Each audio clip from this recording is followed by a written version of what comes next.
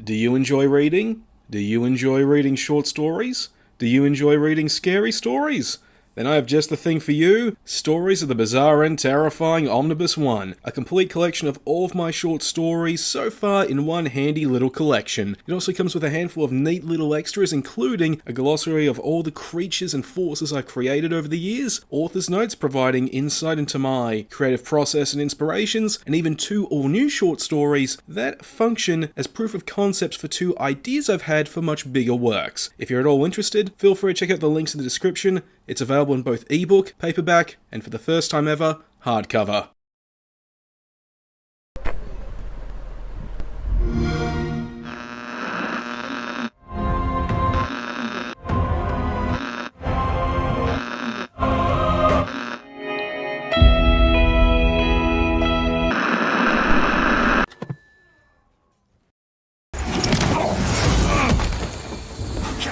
There's a lot of things that can be said about the Soulsborne series. One thing that I love about these games by From Software is how they brought genuine difficulty back to mainstream gaming, by showing it was possible to make something that can be both exclusive and challenging, while also being profitable. And in doing so, they also inspired one of my new favourite genres, Souls-likes. I've loved these since the inception of the first of their kind, Lords of the Fallen. To say that game was flawed would be putting it lightly, but it was still an enjoyable experience for what it was, and most important of all, profitable. So its publisher CI Games could pursue their plans to make it into a series. They're a publisher that I actually love, thanks to their willingness to actually listen to criticism and improve upon what didn't work, which is part of the reason why development on the sequel to Lords of the Fallen has taken almost a decade, instead of the 2 to 3 years it was originally scheduled for. Which begs the question, has the long-awaited sequel ended up being the Alan Wake of the Souls-like genre, or has it become the Duke Nukem Forever of Souls-likes?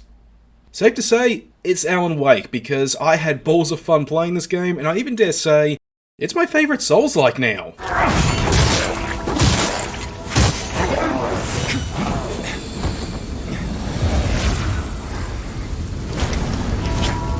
It needs to be said that when the first game came out back in 2014, CI Games was very open about their intention for it being the first entry in a planned series. However, considering the mixed overall response from that game, it is understandable that they went ultimately with the route of a reboot for the second entry. But as someone who liked the 2014 game, I'm glad that it's a soft reboot rather than a full-blown reset. This is still the same old world as before, set roughly 1,000 years after the events of Harkon storming the Keystone Monastery. The new Lords of the Fallen is a retread of the original narrative at the core.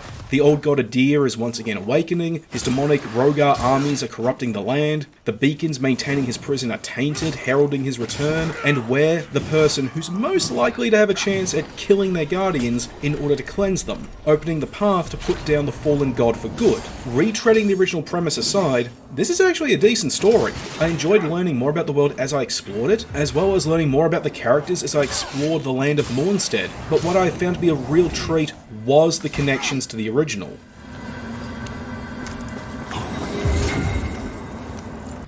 I'm glad that the dev team at Hexworks didn't approach connecting the 2 games with member berries in hand. The connections between the 2 are subtle, in the sense that if you played the 2014 game, then you'll recognise certain names and items and will see the connection immediately. But if you haven't, they'll just go right over your head. Even the original protagonist Harkon, he plays a role that, depending on the player's actions, can be either minor or major in the story, and I love this. Don't worry, that isn't a major spoiler though.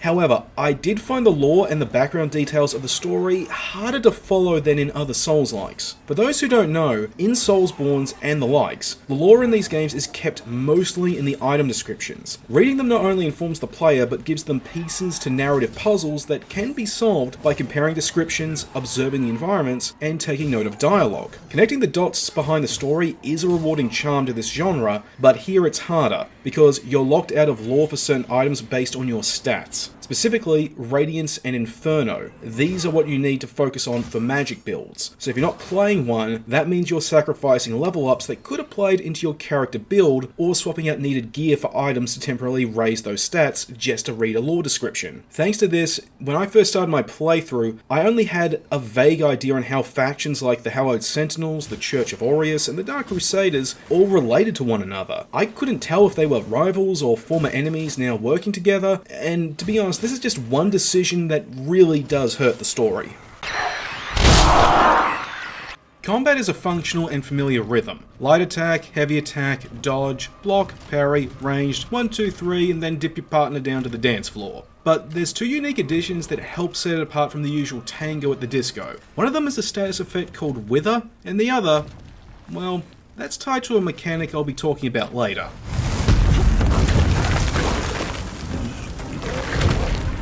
Wither lets you preemptively stack damage on an enemy, building it up until you land a regular hit, causing the enemy to suffer not only that attack damage, but also all the damage you stacked up. However, if that enemy manages to get in a few good hits, then they can undo the Wither effect and get all that health back. This also applies to the player, adding a nice risk and reward factor that encourages skill while trying to turn around a desperate situation. If I did have to complain about the combat, I would have to say there is a slipperiness to it, in the sense that every attack more or less pushes you forward very far, more so than usual, and this can throw off your sense of positioning. But in all honesty, this also makes combat comparable to the melee fighting from the original Thief. By that I mean, it's easy to gauge, once you get the hang of it, how far you'll move, and as a result you instinctively learn to time your attacks not only to compensate for this, but it also can help with learning when to attack to interrupt enemy attack patterns. I do understand this might put some people off, but compared to a much bigger issue, this is like whinging over a gun in Shadow Warrior 2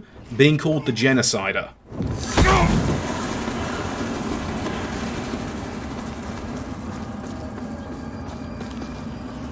That bigger issue?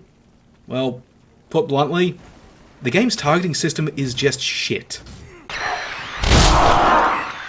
It constantly targets wrong enemies, or even an enemy that wasn't even your target, let alone part of the mob you were trying to whittle down. This gets worse when there's interactable objects that you need to target as part of a puzzle. Instead, often it'll target just some rando who's in the neighbouring postcode instead. The latter being especially annoying when it's part of a sequence where avoiding enemies is the best course of action and you end up dying due to no fault of your own. With all the patches the game has received, it's annoying that there hasn't been one that addresses this part of the game, which is in dire need of improvement.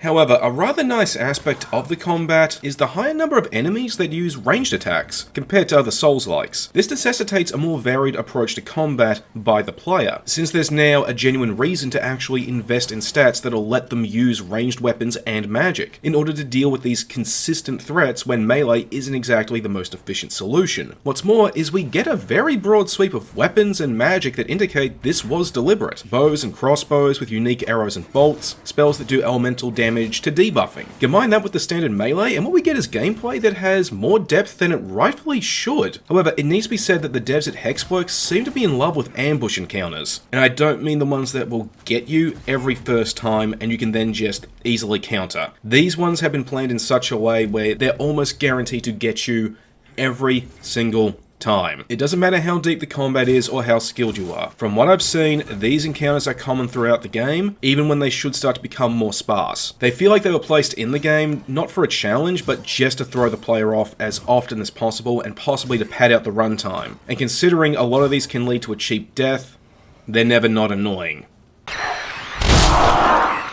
I believe now would be a good time to talk about that other mechanic that combat is involved with. This would be the dual world mechanic, and I will be real with you, this is fucking sweet. No joke. It not only adds an extra dimension to exploring with hidden treasures, shortcuts, and puzzles, but it also turns combat that was already as deep as a pond and makes it as deep as a lake. We use this lamp called the Umbral Lamp to glimpse into this other world, well, called the Umbral, allowing us to interact with it in a more limited capacity, but not without danger. The Umbral has its own enemies that will spawn in endlessly, and if you get too close while peering in, they can hit you and pull you in. This adds some more overt horror vibes to the experience other than the demonic stuff that's going on with the Rogar. But that's not all. The Umbral also affects combat by adding a second chance element, in the sense that every time you die, Rather than just getting the standard "you are dead" message, you'll instead revive within the umbral itself. And if you manage to find an exit point before dying again, then you can return to the living world without any cost. Some enemies are also buffed by umbral parasites for extra challenge, but to make them normal again, you need to use the lamp to kill the parasite. Thing is, this can leave you vulnerable to attack, adding some extra risk for fun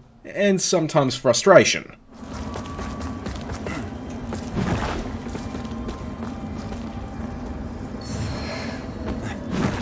Something else the lamp can do that helps set the game apart from other Souls-likes is that it allows the player to create custom checkpoints at set points within Mornstead. This can make backtracking less of a hassle and can also let the player take a sigh of relief when they're on the back foot, but you can't exploit this to turn the game into a cakewalk, far from it, since you need an item called a Vestige Seed to make one, and your only options to get your hands on one is to either grind in the Umbral or buy one from a specific vendor, and only one can exist at a time. So using a seed for a quick heal means sacrificing a shortcut for an area you are planning to explore after getting stronger. This adds weight to every time you consider using one. The only real issue with this mechanic is that the places to plant a seed tend to be either few and far between or too close together. So it can be genuinely hard to tell whether or not it's actually helpful to use a seed or if you're just going to waste one until it's too late. But going back to the Umbral itself, you can use this world to grind, which adds an extra layer of risk and reward. See, while you're in the Umbral, you are being watched by the creatures that live there, and so the longer you remain there, the more frequently enemies will start to spawn in, and in larger numbers, with more specialized monsters eventually showing up to put their boots to your ass. This is where the 2014 game's XP multiplier comes in. The more you kill in the Umbral, the more vigor you'll get for each kill, but you just can't stay in the Umbral for too long. What stops you from exploiting this mechanic too much in one go is that eventually something mean, angry, and near invincible will show up to make you its bitch. I love this. It's the perfect way of organically letting the player know that yeah, you can grind, but there's a price that needs to be paid. They'll make spending time in your local prison showers seem like a holiday at Bondi Beach. The only real issue I have with the dual world is how the Umbral Lamp factors into combat. It lets you use a wither-based special attack called Soul Flame. Using this on enemies rips the soul from their body, stunning them, and gives the player a chance to not only inflict wither, but also stack some serious status damage. This works and is great, but when you add it on top of everything else that makes up the combat, you end up with a similar situation to Doom Eternal. Combat, primarily in the early hours of your first playthrough, ends up feeling bloated, and you will hesitate at times as you wonder whether or not you forgot something that could give you an edge. But unlike Doom Eternal, once you get into the rhythm of things, using Soul Flame will be second nature, like using the Spirit Ashes in Elden Ring.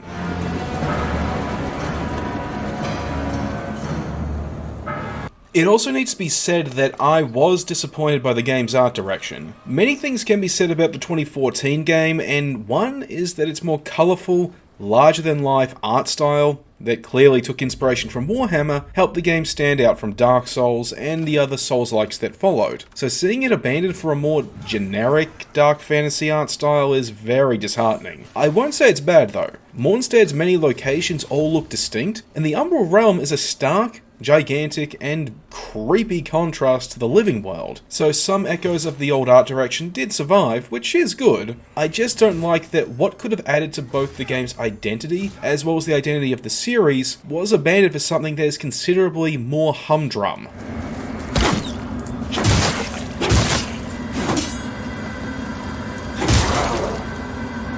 On the technical side of things, I have to say it hasn't been entirely smooth. People have been reporting issues with the frame rate and overall stability, but credit where it's due, Hexworks have been very diligent about rolling out patch after patch, not only to fix these problems, but also rebalancing the game to make enemy encounters more fair, where people have been complaining about them. There's even a roadmap released for the updates and upcoming free side content.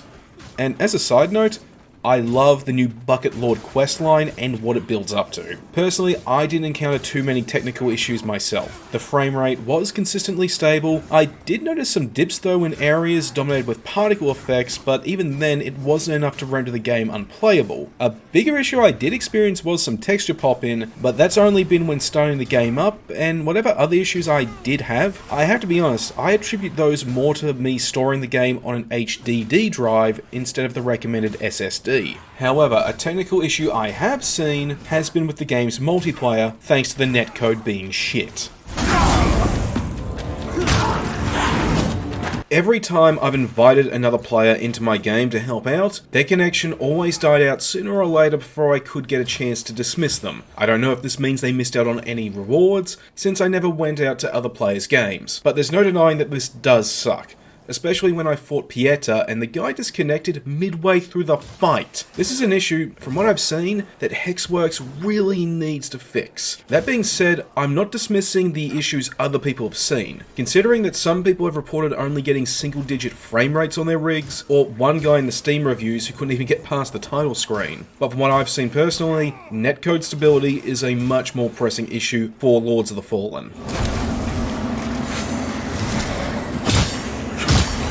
At the end of the day, I loved my time with Lords of the Fallen. Yeah, it's a flawed game, but it's a beautiful diamond in the rough, and it's one of those games where every time I picked it up, I just kept playing past the time I originally planned for, because I was just having so much fun. Sonic Frontiers, Baldur's Gate 3, Deadly Premonition, Pathfinder Wrath of the Righteous, Elden Ring, RoboQuest, Aliens Dark Descent, and Cult of the Lamb before it, it's just like those games in that regard. I'd even dare say this is the closest we're ever going to get to a Dark Souls 4, and if it ever gets paid expansions in the future, I hope we see two things in particular. The first, an expansion that takes us back to the setting of the 2014 game and explore the remnants of Antanas' ambitions, and an additional side quest, preferably one based on the fact that this was the last game to be reviewed by Yahtzee on zero punctuation before the Escapist imploded. That would be swell. Get a suit of armor that's Yahtzee themed, maybe get a hat themed helmet, maybe even have him voice a character.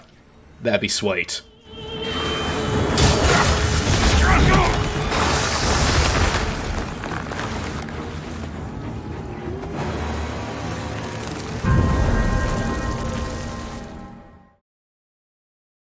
First of all, I'm sorry this is so late, but life has been hectic. I've been getting ready for Christmas, focusing on work, and trying and failing to get a new short story done in time for the big day. But hey, better late than never, I suppose. Anyway, if you guys really liked it, then by all means hit the like and the subscribe buttons, I really would appreciate it. And I do have 2 other videos planned that I was hoping to have out before New Year's Eve, but unfortunately, due to circumstances beyond my control, they won't be out till at least January. And I am planning to at least try to get back into doing movie reviews again as well. I've got all that more coming up, so please stick around.